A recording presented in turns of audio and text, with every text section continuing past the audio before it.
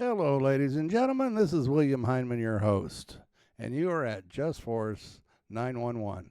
Hey, I got one here from Detective Matt Thornton, a 20-year veteran who is one of the most outspoken police officers in America, and in my opinion, is one of the best officers in America. And I'm going to let him tell you why.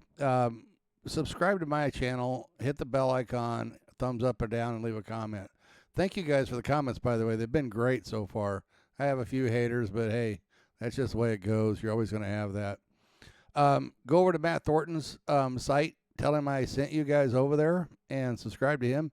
He has a whole bunch of shorts. He does have videos too, but he has a whole bunch of shorts for those who don't want to sit for a long time and listen to people, and that's okay. That's your thing, and that's good. So let's get this, and you guys tell me at the end what you think. I will be back in a few minutes. Police training story time. I went to this training class. It was all about police ethics.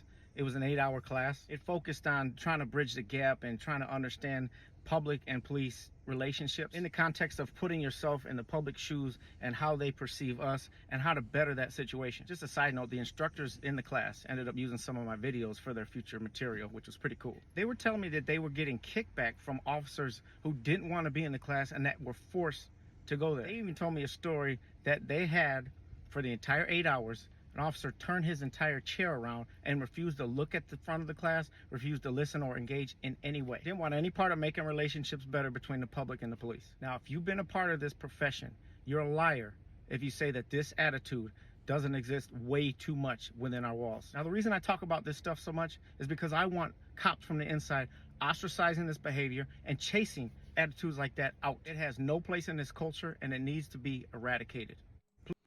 Okay, so if you guys have been listening at all, you know exactly what I'm talking about. This is what I've been bitching and preaching about for the last 3 weeks since I've been starting doing this.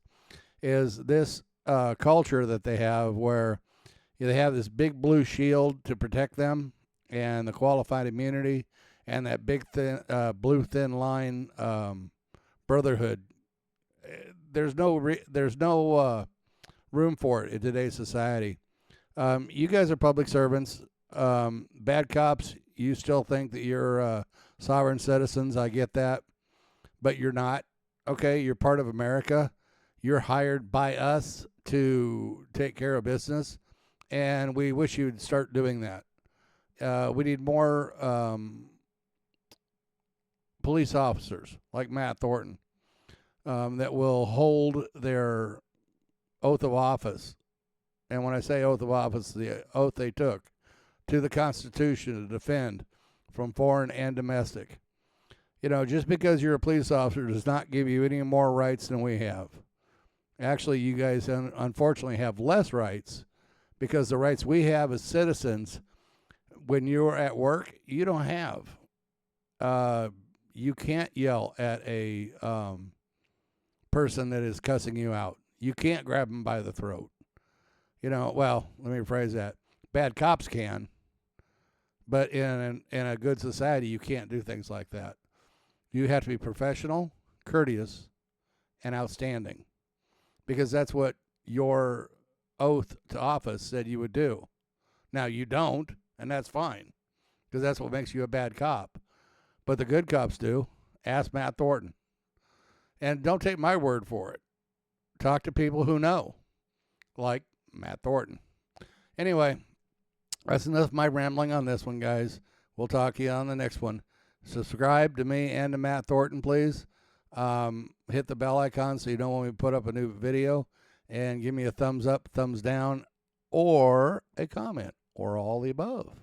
Thank you guys so much. I appreciate your help.